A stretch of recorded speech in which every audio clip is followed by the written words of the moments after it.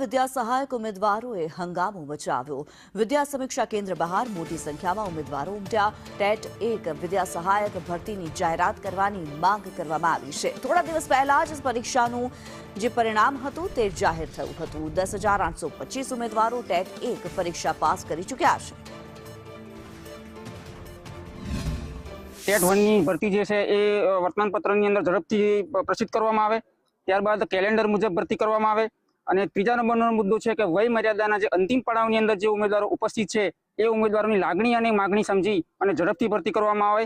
સાથે સાથે જે ઉમેદવારો આ પરીક્ષાઓના વિલંબને કારણે અથવા તો ભરતીઓના વિલંબના કારણે જે ઉમેદવારો ફોર્મ ભરી શક્યા નથી એવા ઉમેદવારોની વય મર્યાદા પૂરી થઈ ગઈ છે તો એવા ઉમેદવારોની લાગણી સમજી અને જે ધોરણ 1 થી 5 ની વય મર્યાદા છે એ ઉચ્ચ પ્રાથમિક સમકક્ષ એટલે કે ધોરણ 6 થી 8 સમકક્ષ કરવામાં આવે, જેથી કરીને હજારો ઉમેદવારો છે કે જે ભરતીની અંદર ફોર્મ ભરી શકતા નથી એ ઉમેદવારોને ફાયદો થાય અને બહોળી સંખ્યાની અંદર આ ઉમેદવારોને ન્યાય મળે। જે ઉચ્ચ પ્રાથમિક કક્ષાની અંદર જે 6 થી 8માં જે ભરતી થાય છે એમાં જનરલ માટે 35 વય મર્યાદા છે અને બીજા જે કેટેગરી માટે છે એમને 40 વય મર્યાદા છે। તો પ્રાઇમરી વિભાગ જે છે એની અંદર 33 વર્ષ અને 38 વર્ષ છે, તો પ્રાઇમરી વિભાગની અંદર પણ 35 વર્ષ કરવામાં આવે અને બીજી જે કેટેગરીની હોય છે એની 40 વર્ષ કરવામાં આવે, જેથી ઘણા બધા વય મર્યાદા માટે રહી જાય છે તો એમને પણ લાભ મળે અને સત્વરે કેલેન્ડર બહાર પાડી ભરતી પ્રક્રિયા કરે। જૂની જે જગ્યાઓ બાકી રહી છે અને આ વર્ષની જે 5,000 જગ્યાઓ ટોટલ 10,000 પ્લસ જગ્યાઓ પર ભરતી કરવામાં આવે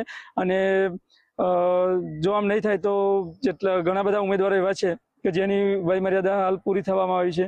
જો ભરતી કરવામાં સહેજ બી વિલંબ થશે તો ઘણા બધા ઉમેદવારોનું શિક્ષક બનવાનું સપનું રોળાઈ જશે અને મારી આ આવેદનપત્ર થકી નિયામક સાહેબશ્રીને અને શિક્ષણ મંત્રી સાહેબશ્રી બેનશ્રીને એક વિનંતી છે કે તાત્કાલિક અસરથી આ ભરતી પરિપૂર્ણ કરવામાં આવે।